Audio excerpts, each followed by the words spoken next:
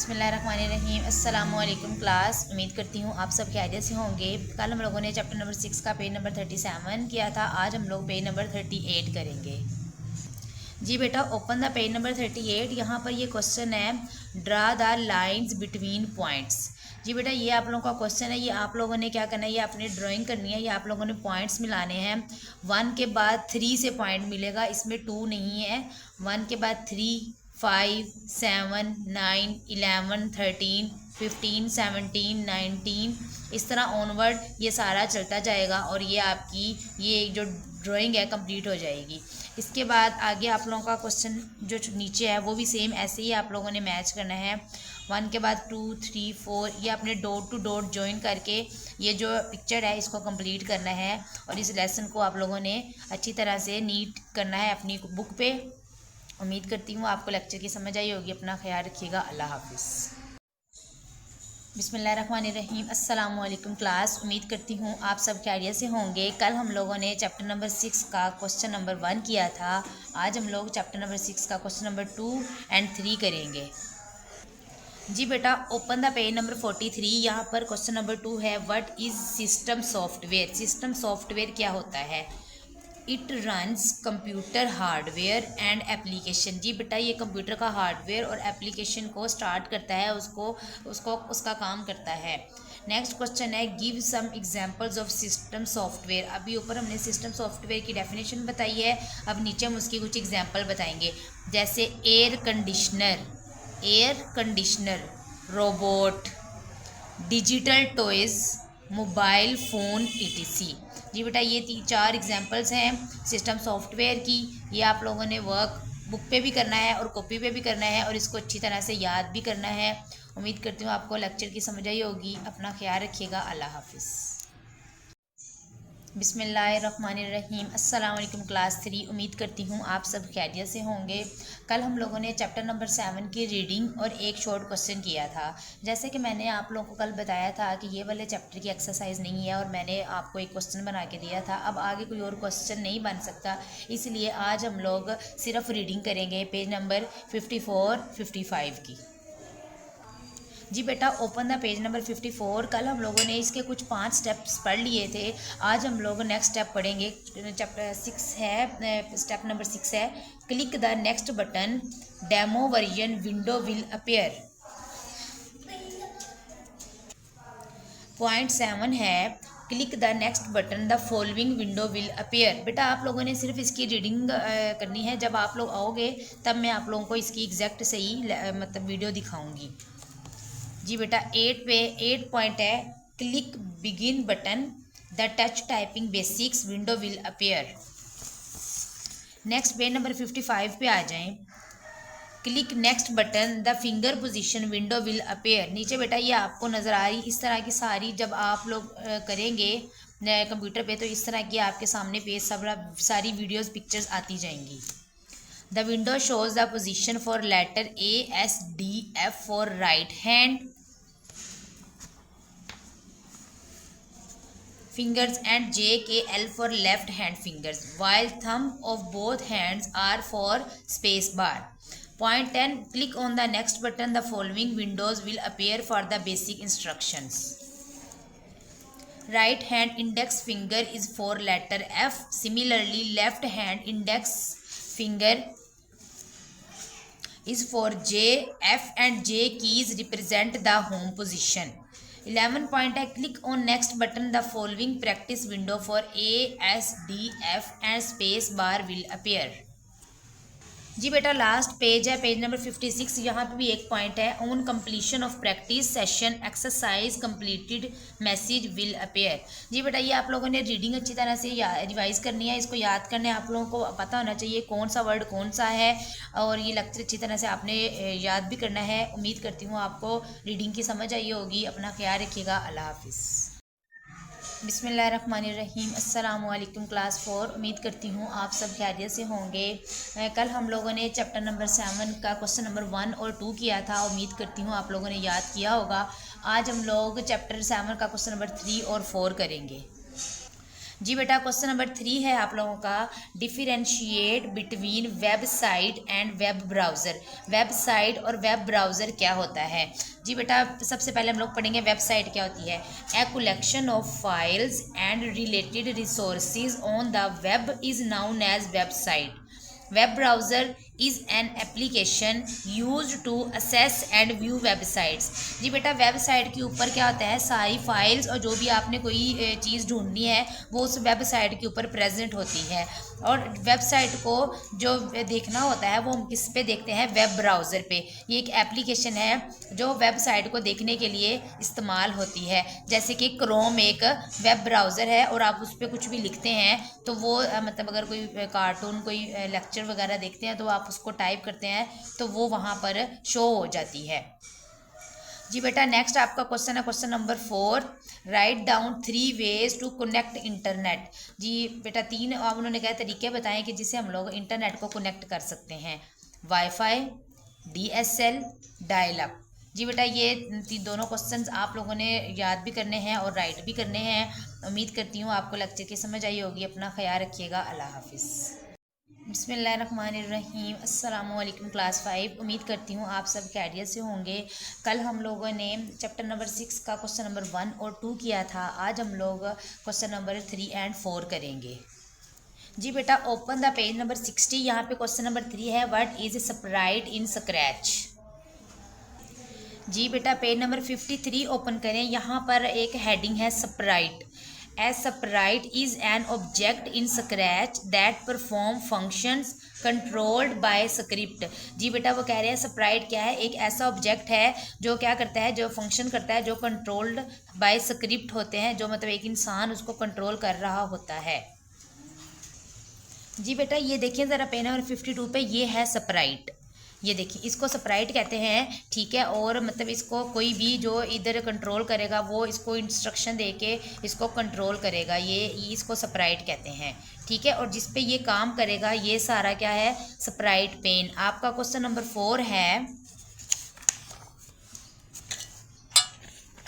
What is Sprite pain in scratch. What is Sprite pain in scratch. Same उसी page पे दोबारा आ जाएं, page number 53 पे ही। यहाँ पे ये देखें sprite pane. The sprite pane is an area of Scratch program where all sprites present in a project can easily accessed to modify. जी बेटा वो कह रहे हैं कि स्प्राइट पेन क्या है, एक ऐसा एरिया है जहाँ पर जितने भी ये जो स्प्राइट्स होंगे वो क्या होंगे, उनको कंट्रोल किया जाएगा। हम लोग इजीली उस स्प्राइट तक इस तक पहुँच जाएंगे इस वाले एरिया से। ये देखिए आपको ये नीचे आपको नज़र आ रहे होंगे बहुत सारे बटन बने हुए हैं। ये इससे हम लोग इसकी स्पीड इंक्रीज़ करेंगे, स्पीड कम करेंगे, ठीक है। मैंने आपको बताया था पहले भी, ये जो सारा सिस्टम है ना, ये सारा इसको स्क्रैच कहते हैं, ठीक है। ये सारा स्क्रैच प्रोग्राम है, ये स्प्राइट है। जिधर इस पे हम लोग काम करेंगे वो स्प्राइट पेन एरिया है, ठीक है। और जो इसको कंट्रोल करेगा वो स्क्रिप्ट होगा, ठीक है। ये हम लोग यूज़ करते हैं गेम्स वगैरह के लिए, मूवीज़ को शूट करने के लिए। ये जो छोटे बच्चों की मूवीज़ के लिए ये वाला जो सिस्टम है इस्तेमाल होता है। जी ये दोनों क्वेश्चन थे आपके, ये आप लोगों ने याद भी करने हैं और लिखने भी हैं। उम्मीद है आपको आज के लेक्चर की समझ आई होगी। अपना ख्याल रखिएगा। अल्लाह हाफिज़। बिस्मिल्लाहिर्रहमानिर्रहीम। अस्सलामुअलैकुम class 6। Hope you all are fine. कल के लेक्चर में हम लोगों ने चैप्टर 5 के क्वेश्चन नंबर 1 और 2 किया था। आज हम लोग चैप्टर 5 का क्वेश्चन नंबर 3 और 4 करेंगे। जी बेटा ओपन द पेज नंबर 80। यहाँ पे क्वेश्चन नंबर 3 है, what is the process of becoming a digital citizen. कल हम लोगों ने पढ़ा था सिटीज़न क्या होता है, डिजिटल सिटीज़न क्या होता है। आज हम पढ़ेंगे कि डिजिटल सिटीज़न बनने के लिए क्या प्रोसेस होता है। जी बेटा ओपन द पेज नंबर 73। यहाँ पर एक हेडिंग है, importance of being safe and responsible online. इसकी जो पहली लाइन है ना, every digital citizen must follow and believe in being safe and responsible while using any type of technology and going online.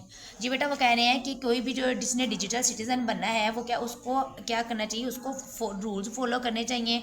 उसको ये बात अपने माइंड में रखनी चाहिए कि उसको सेफ़ रहना है। सेफ़ रहने से मुराद है कि उसने खुद भी सेफ़ रहना है और दूसरों को भी कोई उसने ऐसा डाटा शेयर नहीं करना जो मतलब के खिलाफ हो इस ऑनलाइन सिस्टम के, ठीक है, उसको रिस्पॉन्सिबल रहना है, ठीक है, ताकि जिसके साथ भी वो कॉन्टेक्ट में रहेगा, मतलब जो भी उसके जो कस्टमर्स वगैरह होंगे वो उससे सेटिस्फाई रहे।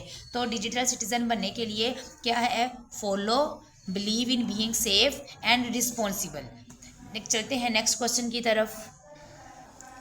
जी बेटा, पहले हम लोगों ने पढ़ा था कि डिजिटल सिटीज़न कैसे बन सकते हैं। अब ये है कि उसकी रिस्पॉन्सिबिलिटीज़ क्या होंगी। What are the main responsibilities of a digital citizen, name them. हमने वो रिस्पॉन्सिबिलिटीज़ बतानी है कि कौन कौन सी रिस्पॉन्सिबिलिटीज़ होती हैं डिजिटल सिटीज़न की। जी बेटा, पेज नंबर 73 अगेन वही importance of being safe and responsible online वाली जो हेडिंग है, उसी में ये क्वेश्चन नंबर 4 का आंसर है आपका, शेयर ऑथेंटिक कंटेंट ओनली। मतलब कि क्या कि जो भी वो चीज़ शेयर कर रहा है ना, वो मतलब कोई ख़राब ना हो, मतलब देखने वाला ना हो, या तो उससे बोर ना हो, या उससे कुछ गलत मतलब चीज़ ना सीखे, ठीक है। Be nice and respectful to everyone online. जी बेटा, जब वो किसी के साथ ऑनलाइन काम कर रहा है, बात कर रहा है, तो उसके साथ क्या नाइस मतलब कि अच्छे तरीके से पेश आए और उसकी इज्जत करे। Respects other points of view, मतलब अगर उसको कोई इंसान कोई बात बता रहा है, अगला इंसान उसको कोई बात बता रहा है, तो उसकी रिस्पेक्ट करे उसके पॉइंट की। ये नहीं करे कि बस मैं ही ठीक हूँ, अगले की बात को वो उसके बात की इज्जत करे। Follow genuine learn and responsible people who actually know that they are talking about. जी बेटा, वो कह रहे हैं कि वो उन चीज़ों को फॉलो करे, या उस चीज़ को वो जहन में रखता हो कि ये लोग जो हैं ये किस बारे में बात कर रहे हैं। Follow people who are religiously and socially responsible and follow our communities norms and values. उन लोगों को फॉलो करे जो मतलब कि उसकी मतलब जो सोसाइटी की हो, मतलब सोसाइटी से मराद उसके ही सोशल मीडिया पे काम कर रहे हैं, उनको भी फॉलो करे, उनके मतलब रूल्स रेगुलेशन देखे। Always browse secure websites. जी बेटा, ऐसी ही मतलब कि वेबसाइट्स को सर्च करें जो सिक्योर हों, कोई ऐसी ना हो जिस पे कोई उसका डाटा हैक हो जाए, या फिर कोई उसके साथ उसका सारा डाटा हैक ना कर ले। Never share your private information with anyone online. किसी के साथ भी अपनी जो इन्फॉर्मेशन है, अपनी भी काम की, अपनी कोई भी कंप्यूटर की किसी चीज़ की, या जो भी आप मार्केटिंग में मार्केटिंग कर रहे हैं, उसकी कोई भी वो उसको ना information they. Never click on suspicious link claiming rewards और प्राइज मनी। जी बेटा, कोई भी ऐसे लिंक्स के ऊपर क्लिक ना करे जिसके ऊपर मतलब लिखा हो कि आपको इससे रिवार्ड मिलेगा या प्राइज़ मिलेगा, क्योंकि इससे उसका डाटा हैक हो सकता है। Don't share or publicize any company for rewards, they all are fake and also contain virus। जी बेटा, कोई भी ऐसी कंपनी या कोई भी ऐसी चीज़ को शेयर ना करें जिसके ऊपर फेक मतलब कि कोई रिवॉर्ड लिखा हो, क्योंकि वो फेक होते हैं और उनमें वायरस भी होता है। Never be a part of any rumour और प्रोपागंडा शेयर। जी बेटा, किसी भी कोई जो अफवाह उड़ रही है उसका कभी भी हिस्सा ना बने, क्योंकि हो सकता है वो गलत हो, वो आपको फंसाया जा रहा हो। जी बेटा, तो ये उसकी कुछ रिस्पॉन्सिबिलिटीज़ हैं। इसमें से वैसे तो ये सारे पॉइंट हैं, लेकिन हम कोई से 4 करेंगे। ये मैंने टिक्स लगा दिए हैं, आपने 1, 2, 3 एंड 6 ये जो 4 पॉइंट है ये आप लोगों ने याद करने हैं और लिखने भी हैं। उम्मीद करती हूँ आपको लेक्चर की समझ आई होगी। अपना ख्याल रखिएगा। अल्लाह हाफिज़। बिस्मिल्लाहिर्रहमानिर्रहीम। अस्सलाम वालेकुम क्लास 7। उम्मीद करती हूँ आप सब खैरियत से होंगे। कल हम लोगों ने चैप्टर नंबर 5 के पहले 2 क्वेश्चंस किए थे। आज हम लोग नेक्स्ट 2 क्वेश्चन नंबर 3 एंड 4 करेंगे। जी बेटा, ओपन द पेज नंबर 93। यहाँ पे शॉर्ट रिस्पॉन्स क्वेश्चंस हैं। कल हम लोगों ने इसका पहला और दूसरा सवाल किया था। आज हम लोग तीसरा सवाल करेंगे। क्वेश्चन नंबर 3, व्हाट आर 5 की कॉन्सेप्ट्स ऑफ कॉपीराइट। जी बेटा, हमने कॉपीराइट के कोई से 5 की कॉन्सेप्ट्स बताने हैं। सबसे पहले ये कॉपीराइट क्या होता है। बेटा, कॉपीराइट होता है किसी भी इंसान का कोई डाटा आप उसको अपने नाम कर लेते हो। मतलब अगर एक बात है, अगर आपके दोस्त ने एक पोइम लिखी है, ठीक है, आप वो पोइम को अपना नाम दे दो, ठीक है, उसको कहते हैं, उसकी चीज़ को आपने क्या कर लिया, कॉपीराइट कर लिया। ठीक हो गया। आप ये कहो ये मैंने लिखी है, मतलब उसको कोई क्रेडिट ही ना दो, ठीक है, ये होता है कॉपीराइट। अब हम इसके 5 की कॉन्सेप्ट पढ़ेंगे। जी बेटा, ओपन द पेज नंबर 86। यहाँ पर आपको हेडिंग नज़र आएगी कॉपीराइट की। इसमें सबसे लास्ट वाली लाइन पे उन्होंने कहा है we will introduce you to copyright through 5 की कॉन्सेप्ट्स। ठीक है, तो वो 5 की कॉन्सेप्ट्स कौन से हैं। वर्क, काम, ओनरशिप जो मतलब इसका मालिक होता है, इन्फ्रिंजमेंट खिलाफ वर्जी, एक्सेप्शन मतलब किसी चीज़ के सिवा, ठीक है, एंड बैलेंस तवाज़न। जी बेटा, कि कॉपीराइट में ये जो 5 चीज़ें हैं इसको आपने अपने माइंड में रखना है। ये उसके की कॉन्सेप्ट्स हैं। जी बेटा क्वेश्चन नंबर 4 है आपका, what is difference between piracy and plagiarism. Piracy and plagiarism. जी बेटा again open the page number 86। यहाँ पर सबसे एंड पे हेडिंग है प्लेजियरिज्म। जी इसकी मैं डेफिनेशन पढ़ती हूँ, फिर मैं इसको एक्सप्लेन करूँगी। The act of presenting someone else ideas और वर्क एज योर ओन। किसी के भी आइडियाज़ और काम को अपना कहना, विद और विदाउट दैट पर्सन कंसेंट, उस पर्सन की या इजाज़त के बगैर, by incorporating it into your work without giving it due credit is known as plagiarism. जी बेटा किसी के भी काम को अपना कहना, उसको कोई भी क्रेडिट दिए बगैर, उसको कोई भी मतलब कहे बगैर कि ये काम इसने किया है, उसकी इजाज़त के बगैर उस काम को अपना कहना प्लेजियरिज्म कहलाता है। पेज नंबर 87 पे है पायरेसी। जी बेटा सबसे ऊपर है कॉपिंग और reproducing someone work for the purpose of resale is called piracy. जी बेटा अब प्लेजरिज्म में आप क्या करते हो कि वो जो काम है ना उस पर आपने कोई मेहनत नहीं की, बस आपने उसको उठाया और उसको अपना कह दिया। लेकिन पायरेसी में क्या होता है, आप उसको थोड़ी सी उस पर मेहनत करते हो। अगर उसने कोई मतलब एक बात है, अगर उसने 10 लाइन्स लिखी हैं तो आप अंदर से कोई 4-5 लाइन्स खुद से लिख के उस सारे काम को रीसेल करने के लिए, उस सारे काम को रीसेल करके उसको कह के आप उसको अपना नाम दे देते हो। ये होता है पायरेसी। प्लेजरिज्म में कोई आप उस पर मेहनत नहीं करते, कुछ भी नहीं करते, लेकिन पायरेसी में आप उसको थोड़ा सा मॉडिफाई करते हैं। ये दोनों क्वेश्चंस आपने याद भी करने हैं, कॉपी पे लिखने भी हैं। उम्मीद करती हूँ आपको लेक्चर की समझ आई होगी। अपना ख्याल रखिएगा। अल्लाह हाफिज़। बिस्मिल्लाहिर्रहमानिर्रहीम। अस्सलाम वालेकुम क्लास 8। उम्मीद करती हूँ आप सब खैरियत से होंगे। कल की वीडियो में हम लोगों ने चैप्टर नंबर 2 का क्वेश्चन नंबर 1 और क्वेश्चन नंबर 2 किया था। आज हम लोग क्वेश्चन नंबर 3 करेंगे, differentiate between algorithm and flow chart. जी बेटा algorithm is a step by step procedure to solve problem. जी बेटा एल्गोरिथम क्या होता है, एक स्टेप बाय स्टेप प्रोसीजर होता है, एक तरीका होता है जिसमें हम लोग क्या करते हैं, कोई भी प्रॉब्लम को सॉल्व करते हैं। वो प्रॉब्लम कुछ भी हो सकती है, जैसा कि आप लोगों ने चाय बनानी हो तो उसके लिए स्टेप बाय स्टेप क्या होगा कि पहले आप लोग दूध को बॉयल करोगे, फिर आप लोग मतलब चीनी डालेंगे, फिर उसके बाद क्या कहते हैं पत्ती डालेंगे, फिर उसको मतलब स्टीर करेंगे, हिलाएंगे और फिर आपकी चाय रेडी। ये है step by step procedure. Flow chart क्या है, it is a pictorial representation of a process.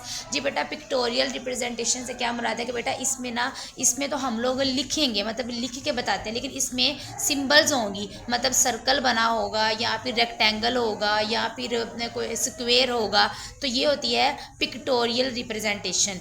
In algorithm plain text are used.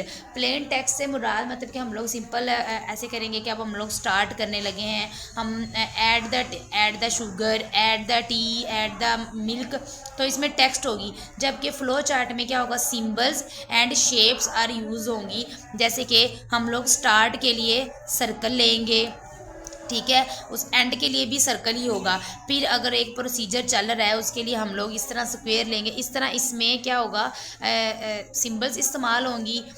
Solution is shown in computer language like English. जी बेटा कि इसका जो हमारे पास मतलब हम लोग ऐसे लिखेंगे ना कि हम ये काम स्टार्ट करने लगे हैं, ये काम एंड करने लगे हैं, तो हम लोग लिखेंगे स्टार्ट, START स्टार्ट। तो ये एक इंग्लिश लैंग्वेज है ना, तो वो कह रहे हैं कि जो हमारे पास सोल्यूशन होगा वो इस तरह होगा। जबकि इसमें हम लोग क्या होगा, ग्राफिकल की फॉर्म में होगा कि ये सर्कल है ना, इसके नीचे हम लोग एरो लगाएंगे तो फिर ये नीचे स्क्वायर आ जाएगा, फिर हम नीचे एरो लगाएंगे तो वो सर्कल एक और आ जाएगा। तो ये एक ग्राफिकल रिप्रेजेंटेशन हो जाएगी। ये आप लोगों ने घर से अच्छी तरह से याद करना है और लिखना भी है। और आप लोगों की बेटा जो एक्टिविटी है ना, आप लोगों ने खुद से सर्च करके आप लोगों ने क्या करना है, algorithm and flow chart of wearing shoes. आपने नेट पे सर्च करना है एल्गोरिथम ऑफ वेयरिंग शूज़, वो आप लोगों ने लिखना है और उसकी पिक्चर शेयर करनी है। And flow chart of wearing shoes वो भी आपने लिखना है और उसकी पिक्चर शेयर करनी है। ये लेसन आप लोगों ने याद करना है। उम्मीद करती हूँ आप लोगों को अच्छी तरह से समझ आई होगी। अपना ख्याल रखिएगा। अल्लाह हाफिज़।